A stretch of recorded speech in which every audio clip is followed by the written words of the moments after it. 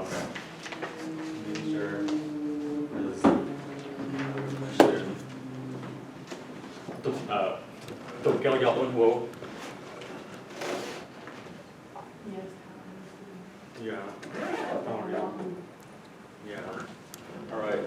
How we talk yapi? Chante washtaya nape chichi zape.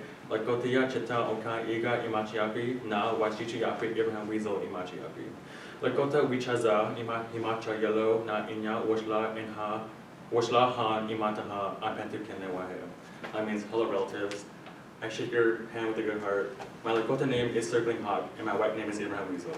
I am a Lakota man, and I am from SR, my res, and I'm here today talking to you about bilingualism.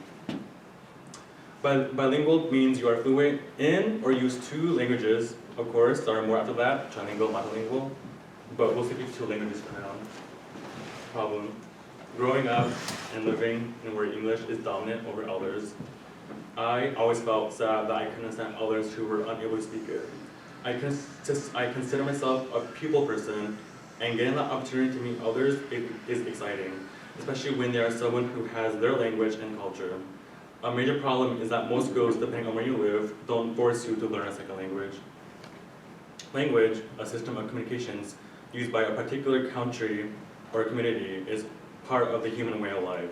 Especially indigenous languages, as we distinguish ourselves from other species, as it is the soul of a people and culture, representing a way of understanding life, explaining nature and knowledge practiced by the same group. Historically, the school system in the U.S. was designed to equate students together rather than nurture cultural languages. In the early 21st century, states have made second language education a diploma requirement. However, the states and local governments have debated whether second language requirements should be treated as specialized general skills such as trigonometry, reading, and writing.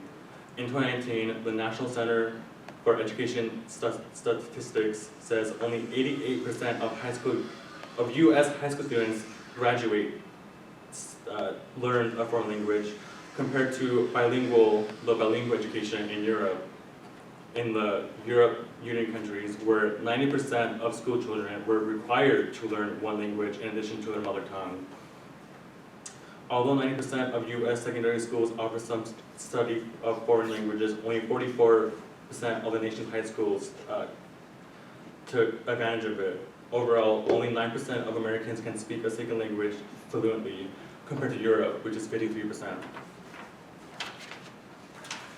According to one of my research articles, fewer than half of high school students were studying a foreign language for only 1 or 2 years, only to meet graduate requirements. So learning a language for a year or two is not going to make you fluent in a language, is a quote from my article. This is another problem, as students must not only understand the input, but must also be open to it. Bilingualism has its own side problems from others, from being unable to fully perfect either languages, to switching different personalities, or just in general can be time consuming. My solution would be, schools need to start encouraging students to learn another language besides English, since school is where children are taught how to see themselves in the world. As the failure to learn languages might impact poorly on students when they enter the workforce, there are many practical and monetary advantages when you learn a language besides English, as some jobs require foreign travel, and speaking another language would be useful in international business field. Somebody like a tourist indeed finds traveling easier when they know enough of another language. Apart from jobs and other business opportunities, another compelling reason for requiring U.S. students to gain fluency in another language is to gain an appreciation for many other cultures in the world. I went to school on my reservation where I took Lakota classes as soon as first grade. Lakota classes became an elective once I got to middle school, and I flat out only took one semester of it in high school. Lakota is the only language taught at my school compared to all schools off the reservation. The most commonly taught languages in U.S. primary and secondary schools are Spanish and French.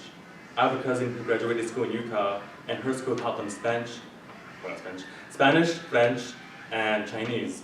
but she's also half Lakota and Navajo, so I'm sure she picked up on those also languages too. So with globalization, exposing students to other languages beyond our borders gives them an understanding besides English and fosters cooperative relationship with other cultures. Visualization, yeah. Especially when you're Native American, your language is literally in blend line. Whether you're Lakota, Dakota, Mandan, Hidatsa, Arikara, Navajo, Umaho, Cree, or Ojibwe. Indigenous languages are important to Western culture as they represent a significant part of humanity's linguistic and cultural diversity.